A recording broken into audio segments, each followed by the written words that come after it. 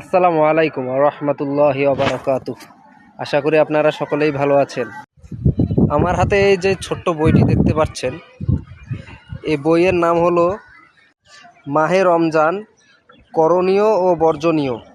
অর্থাৎ এই রমজান মাসে, এই মাহে রমজানে কি কি আমাদের করণীয়, কি কি বর্জনীয়, সেটার উল্লেখ এই বইটির মধ্যে আছে। এই বইটার মধ্যে খুব গুরুত্বপূর্ণ কয়েকটি পয়েন্ট রয়েছে।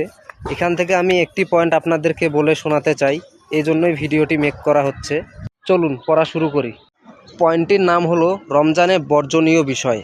এই বিষয়টির প্রথম পয়েন্ট হলো অহেতুক কথার থেকে যত্নের সাথে বিরত থাকবে, কঠিন প্রয়োজন ব্যতীত দুনিয়াবি কথা বলবে না। পয়েন্ট 2, সর্বপ্রকার গুনাহ, বিশেষত সিনেমা দেখা, কুদৃষ্টি, গীবত, জুয়া, লটারি, মোবাইল ফোনে অশ্লীল ছবি দেখা। পয়েন্ট 3, টেলিভিশন দেখা। পয়েন্ট 4, গান বাজনা শোনা। পয়েন্ট 5, সরই পর্দা না করা। পয়েন্ট 6, গালিগালাজ ও ঝগড়া বিবাদ করা। এবং পয়েন্ট 7 হলো দাড়ি শেভ করা এবং এক মুঠের চেয়ে ছোট করে দাড়ি কাটা। মহান আল্লাহ তাআলা আমাদেরকে এই বিষয়গুলো থেকে বেঁচে থাকা তৌফিক দান করুন, আমিন। ভিডিওটি নিজেদের টাইমলাইনে শেয়ার করে রাখুন। আসসালামু আলাইকুম।